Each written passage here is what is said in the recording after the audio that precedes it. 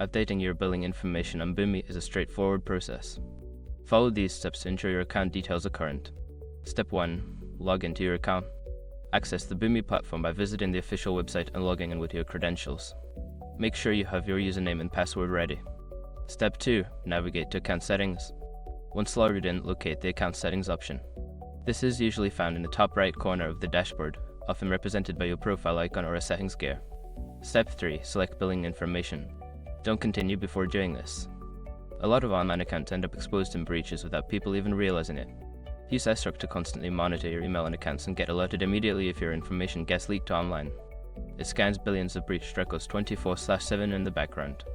And honestly, for a few dollars a month is something everybody should probably have. Link in the description. Step 4. Update your information. In the billing section, you will see fields for your payment method, billing address, and any other relevant information. Enter the new details you wish to update and double check for accuracy. Step 5. Save changes.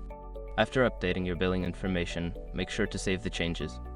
Look for a save or update button at the bottom of the page and click it to confirm your new billing details.